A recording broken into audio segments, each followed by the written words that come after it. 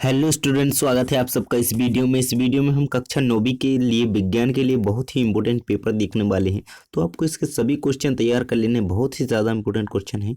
तो देखिए, तो आपका पेपर है उसके लिए बहुत ही ज़्यादा इंपॉर्टेंट क्वेश्चन हैं। तो चलिए वीडियो शुरू करते हैं। चैनल पर नए हैं तो सब्सक्राइब, क्योंकि यहाँ पर सभी विषयों के लिए इंपॉर्टेंट मॉडल क्वेश्चन पेपर इसी प्रकार से इंपॉर्टेंट क्वेश्चन मिलते रहेंगे। तो सही विकल्प हम सबसे पहले देख लेंगे। सभी के आंसर मैं आपको इस वीडियो में प्रोवाइड कराऊंगा और टेलीग्राम ग्रुप को ज्वाइन कर लीजिए, ताकि वहां पे आपको इंपॉर्टेंट पीडीएफ आपकी वार्षिक परीक्षा तक आपको मिलती रहें। तो पहला क्वेश्चन है, कौन सा एक जलीय जीव नहीं है? तो इनमें से सही आंसर हो जाएगा इसका ऑप्शन नंबर डी, फाइलेरिया।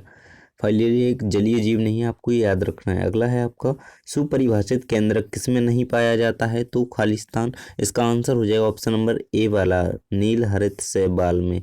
यहाँ पे ऑब्जेक्टिव टाइप क्वेश्चन देख रहे हैं हम, सभी के आंसर मैं आपको प्रोवाइड कराऊंगा। लॉन्ग क्वेश्चन के भी आंसर इस वीडियो में आपको मिलेंगे। अगला है, निम्नलिखित में से कोई एक एनेलिडा प्राणी नहीं है।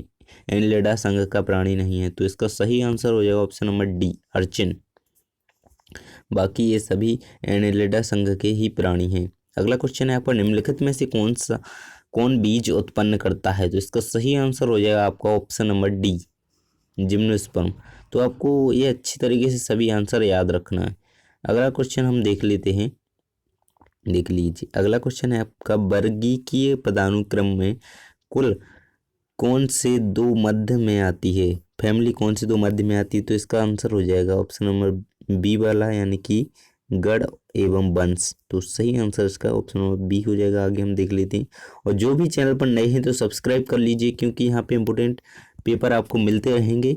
रिक्त स्थानों की पूर्ति कीजिए। तो सबसे पहला है आपका, तना, मूल एवं पत्ती में स्पष्ट रूप से विभेदित न होने वाली पादपों को खालिस्तान में रखा गया है। तो थैलोफाइटा इसका सही आंसर हो जाएगा। यहाँ पे आप थैलोफाइटा भर लेंगे। अगला है, वर्गीकरण की आधारभूत छोटी, सबसे छोटी इकाई जाति। यहाँ पे अगला है, कवक की कोशिका भित्ति खालिस्तान की, तो वो इसका आंसर हो जाएगा काइटिन की बनी होती है। आप काइटिन इसका आंसर लिख लेंगे। अगला है आपका, दो प्रकोष्ठ वाला हृदय मछलियों में पाया जाता है। डॉग फिश यथार्थ मछली है। सभी के आंसर आप याद कर लेंगे, आपके खालिस्तान यहाँ पे कंप्लीट हो जाते हैं। अगला क्वेश्चन है आपका, सही जोड़ियां बनाइए। तो इनके आंसर मैं आपको बताते जाऊंगा। पहला है आपका, ठोस का द्रव में परिवर्तन। तो पहले का थर्ड वाला सही हो जाएगा, संलग्न, संगलन। ठोस का द्रव में परिवर्तन संगलन कहलाता है। द्रव का गैस में परिवर्तन वाष्पीकरण। ठोस का सीधे गैस में परिवर्तन, ठोस से सीधे गैस बनना, इसका संघनन कहा जाता है। इसे संघनन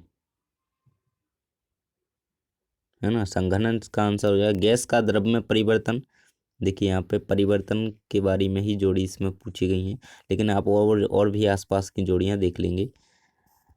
चौथे का आंसर हो जाएगा, देखिए गैस का परिवर्तन। तो आप इनके आंसर नीचे देख लेंगे, यहाँ पे आंसर दिए गए हैं, देखिए, है ना।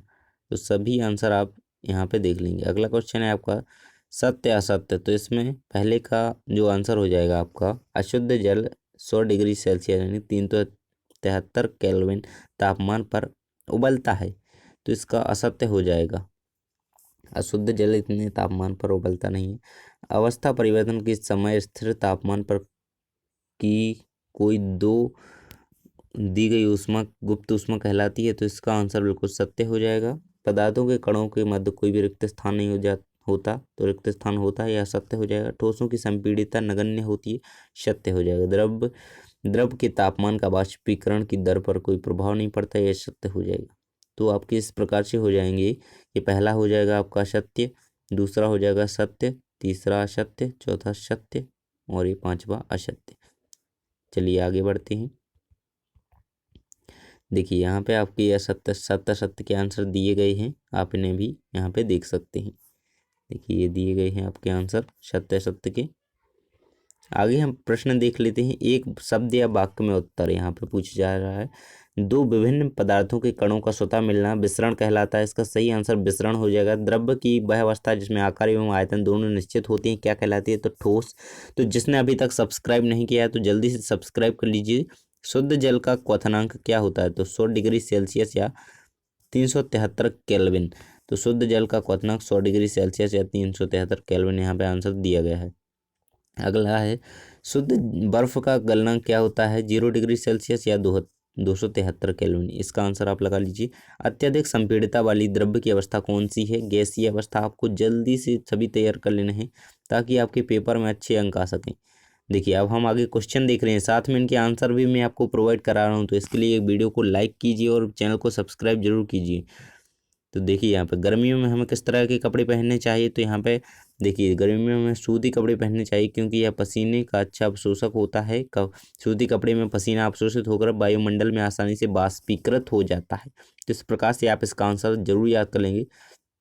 काफ़ी मोस्ट इम्पोर्टेंट क्वेश्चन है, गर्मियों में हमें किस प्रकार के कपड़े पहनने चाहिए, आप आंसर जरूर याद कर लेंगे। अगला है आपका निम्नलिखित तापमान को सेल्सियस इकाई में परिवर्तित कीजिए। तो यहाँ पे 300 केल्विन और 573 केल्विन आपको दिया गया है, इनको सेल्सियस में बदलना है। तो यहाँ पे 373 केल्विन का यदि 300 केल्विन का सेल्सियस में परिवर्तन किया जाए तो यहाँ पे 27 सेल्सियस इसका आंसर दिया गया है। 573 का यहाँ पे 300 सेल्सियस। तो इस प्रकार से आपका ये आंसर हो जाएगा। आगे हम देख लेते हैं, क्वेश्चन नंबर 8 है आपका, पुष्टि हेतु कारण दें। जी यहाँ पे आपको 2 वाक्य दिए गए, इनके कारण देना है आपको। जल कमरे के ताप पर द्रव होता है, क्यों? तो आपको यहाँ पे कारण देना है। जब जल कमरे के ताप पर द्रव होता है क्योंकि इसमें तरलता होती है, इसका आकार निश्चित नहीं है लेकिन निश्चित आयतन होता है, यानी कि जिस बर्तन में हम उसे रखते हैं वो उसी का आकार ले लेता है। इस प्रकार से आप इसका आंसर लिख देंगे। अगला है, इसमें लोहे की अलमारी कमरे के ताप पर ठोस है, तो यहाँ पे इसका आंसर दिया गया है। आप आसानी से सभी के आंसर याद कर सकते हैं। अगला क्वेश्चन है आपका, कोशिका के अंदर प्रोटीन का संश्लेषण कहाँ होता है? तो कोशिका द्रव्य में राइबोसोम में छोटे छोटे कणों के रूप में अतः प्रद्रव्य जालिका के तल पर तथा केंद्रक झिल्ली के ऊपर मिलती हैं जो प्रोटीन का संश्लेषण करने में सहायक हैं। सभी के आंसर आपको मिल रहे हैं तो सब्सक्राइब जरूर कीजिए। परासरण क्या है? उत्तर है इसका, जल में अणुओं की गति जब वर्णात्मक पारगम झिल्ली द्वारा उच्च से निम्न जल की सांद्रता की ओर जाती हैं तो उसे हम परासरण की क्रिया कहते हैं। अगले है, परमाणु उदासीन है, इस तथ्य को थॉमसन के मॉडल के आधार पर स्पष्ट कीजिए। तो यहाँ पे इसका आंसर आसानी से दिया गया है, आप इसे जरूर याद कर लीजिएगा। मोस्ट इंपोर्टेंट क्वेश्चन है। रदरफोर्ड का परमाणु मॉडल भी आप याद कर लेंगे। निम्न के सूत्र लिखिए, तो आपको ये जरूर याद कर लेना है। यहाँ पे अगला क्वेश्चन है आपका कि निम्न के सूत्र लिखिए। यहाँ पे आपको देखिए नाम दिए गए हैं, इनके सूत्र लिखना है। सोडियम ऑक्साइड का सूत्र यहाँ पे दिया गया है, आंसर सभी के दिए गए हैं, तो आप सभी के आंसर जरूर याद कर लेंगे। इनके सूत्र आपको अच्छी तरीके से याद कर लेने हैं। चलिए हम अगला क्वेश्चन देख लेते हैं। रासायनिक सूत्र से क्या तात्पर्य है या रासायनिक सूत्र किसे कहते हैं? तो यहाँ पे इसका आंसर नीचे दिया गया है, देखिए हम आंसर देख लेते हैं। किसी यौगिक का रासायनिक सूत्र उसके संघटक का प्रतीकात्मक निरूपण होता है। रासायनिक सूत्र किसी यौगिक के अणु में उपस्थित तत्वों के प्रतीकों के माध्यम से प्रकट करता है। तो इसका आंसर आप जरूर याद कर लेंगे। मोस्ट इंपोर्टेंट क्वेश्चन है सभी। अगला है आपका, गलनांक से आप क्या समझते हैं? इंपोर्टेंट क्वेश्चन है, इसे जरूर याद कर लें। शुद्ध बर्फ का गलनांक कितना होता है? तो चैनल को सब्सक्राइब जरूर कर लें क्योंकि अभी अगला वीडियो जल्द ही आएगा, उसमें बहुत ही ज़्यादा इंपोर्टेंट क्वेश्चन बताए जाएंगे। अस्थिर ताप जिस पर कोई ठोस द्रव अवस्था में परिवर्तित हो जाता है, ठोस से द्रव अवस्था में परिवर्तित हो जाता है, तो उसे हम गलनांक कहते हैं। शुद्ध बर्फ का गलनांक 0 डिग्री सेल्सियस यहाँ पे दिया गया है। इसका आंसर आप देख लेंगे। क्वथनांक से आप क्या समझते हैं? शुद्ध जल का क्वथनांक कितना होता है? तो यहाँ पे आंसर दिया गया है। गलनांक और क्वथनांक दोनों आप याद कर लेंगे। अगला है, गलन या संगलन की प्रसुप्त गुप्त ऊष्मा की परिभाषा लिखिए। गलन या संगलन की गुप्त ऊष्मा की परिभाषा, तो यहाँ पे आंसर दिया गया है। देखिए, गलन की प्रसुप्त या गुप्त ऊष्मा वायुमंडलीय दाब पर 1 किलोग्राम शुद्ध ठोस को उसके गलनांक पर द्रव में बदलने के लिए आवश्यक ऊष्मा की मात्रा होती है। उस ठोस की गलन की गुप्त ऊष्मा ही प्रसुप्त ऊष्मा कहलाती है। इसका आंसर इस प्रकार से हो जाएगा, आप इसे जरूर याद कर लेंगे।